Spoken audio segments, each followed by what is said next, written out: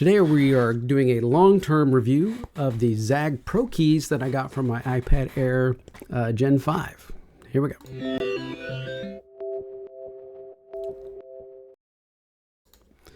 Hey everybody, this is Tom with Tom's Tech Show, and a couple years ago, actually more than 2.5 years ago, I upgraded my iPad.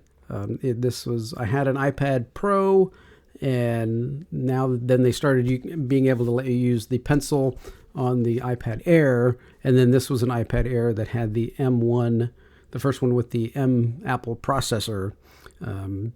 So I wanted to get that and be able to use that and see all the features and everything that you could do with that. So typically I do buy these Zagg keyboards. They're less money than the full Apple ones, and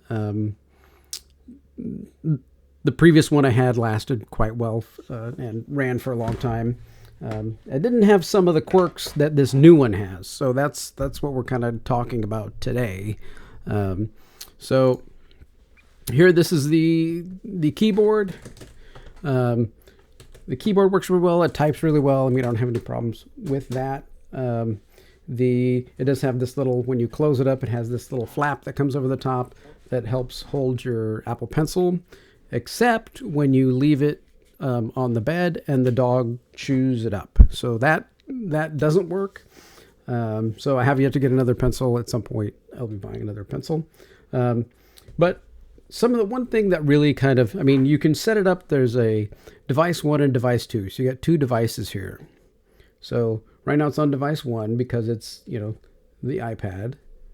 Now device 2 you would figure could be, a phone or something else that you wanted to type into. But the problem is, if this is not setting on these little magnets here, so we'll cancel that out, put that to sleep.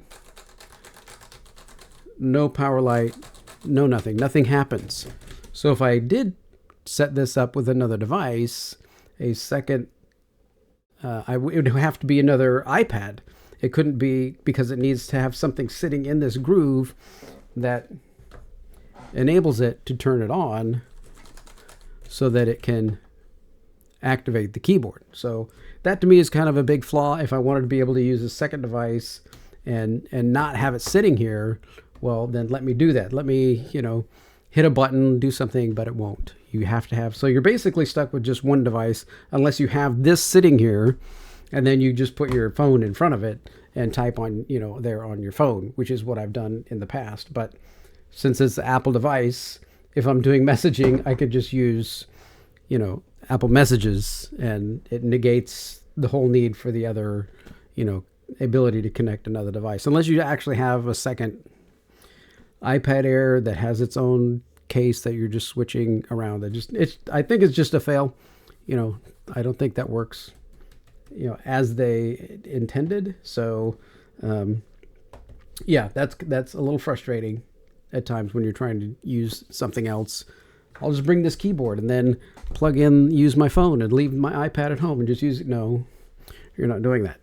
So then the other part is, every time you close this, so if I take this and I close this up, and then I reach back here and I pull this little flap right here and close it so it stays closed and latched around the iPad, and then I use it again, and then I do that again, and then after a certain amount of time, you're digging in and peeling off the cover, because where this sits right here, that's where your fingers are going to grab to lift this thing up to pull it over. So you dig a big groove in the back here with your hand, just inadvertently, just on use, right? I mean, it's not affecting the hard cover, protecting the iPad, because the keyboard, right, is completely separate from the iPad's protection, right? I mean, if that's not there and I drop this, we're hitting on one of the corners of this protective case, which is very snug around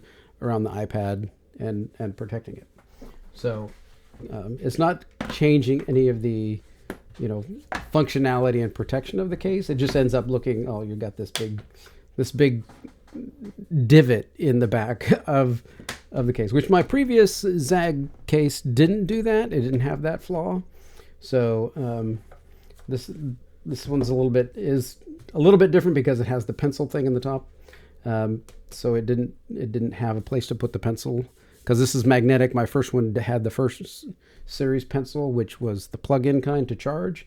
But I mean, there's a little fraying and stuff. I mean, granted, this is from May. I made the video on this May 18th, 2022. So more than 2.5 years ago. So this is 2.5 years worth of wear. I'm not displeased or dissatisfied or anything at all. I'm just saying this is kind of a design flaw. I mean, maybe put a heavy where this sits, back here. Put a heavy little plastic divot there that's, a little hard plastic thing here so that when you are pulling this over, you're just digging in that heavy plastic part. I mean, now you're getting down to this black hard kind of heavy cardboard or plastic or whatever that's inside there. But it's just a little eyesore. And there's still pieces falling off. I'm just swiping pieces onto the floor of this thing. Okay.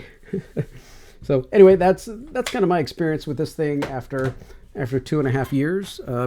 Would I buy one again? So if this iPad had, was stolen or lost or I ran over it with a truck or anything like that, would I buy one of these Zagg Pro Key things again? Yeah.